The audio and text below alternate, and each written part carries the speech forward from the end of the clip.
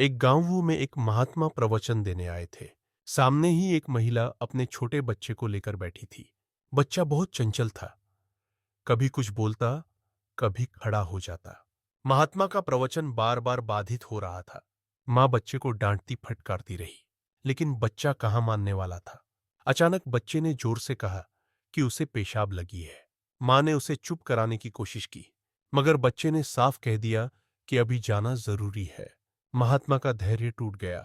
उन्होंने महिला को समझाया कि बच्चे में संस्कार नहीं है और सत्संग जैसे पवित्र स्थान पर बस ऐसे शब्द नहीं बोले जाने चाहिए। महात्मा ने सुझाव दिया कि बच्चे को कोई संकेत शब्द सिखा दो, जैसे जब भी उसे पेशाब जाना हो वह कहे मुझे गाना गाना है। इससे किसी को असहजता भी नहीं होगी और काम भी हो जाएगा। महिला को बात समझ में आई। उसने बच्चे को यह शब्द सिखाया और घर पर भी उसका अभ्यास कराया।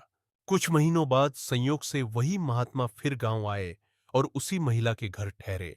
एक रात महिला को पड़ोसी के यहां जब जाना पड़ा तो बच्चे को महात्मा के पास सुला दिया गया।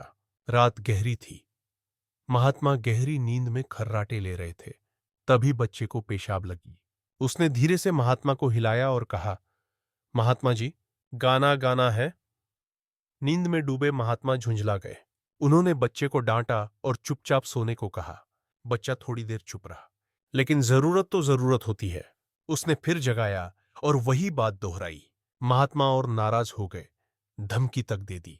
लेकिन जब बच्चा बोला कि अगर अभी नहीं गया तो गाना बिस्तर में ही निकल जाएगा, तब महात्मा घबरा गए। उन्होंने कहा कि शोर मत करो, मेरे कान में धीरे से गा दो। बच्चे ने वैसा ही किया। तभी महात्मा को पूरी बात समझ में आई, पर तब तक देर हो चुकी थी। इस घटना से एक गहरी सीख निकलती है। सच्चाई को ढकने, सजाने या घुमा फिराकर कहने से समस्या सुलझती नहीं, उलझती है। जीवन में पहले ही बहुत झूठ इकट्ठा हो जाते हैं, ऊपर से नए झूठ जोड़ना व्यर्थ है। सबसे बड़ा झूठ यही सिखाया गया है कि धर्म के लिए इंद्रियों को दबाना जरूरी है। परमात्मा ने इंद्रियां दी और तथाकथित धार्मिक लोग उन्हें कुचलने की शिक्षा देते हैं। यह विरोधाभास है। इंद्रियों का दमन नहीं, उनका शुद्धिकरण आवश्यक है। आंखों को इतना निर्मल बनाओ कि जहां देखो वहीं परमात्मा दिखाई दे।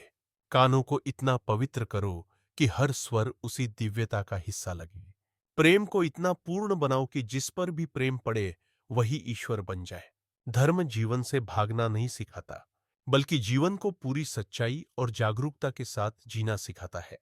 हमारे YouTube चैनल रजनीशपुरम को लाइक और सब्सक्राइब करें और भी शानदार वीडियो देखने के लिए हमारे साथ जुड़े रहें।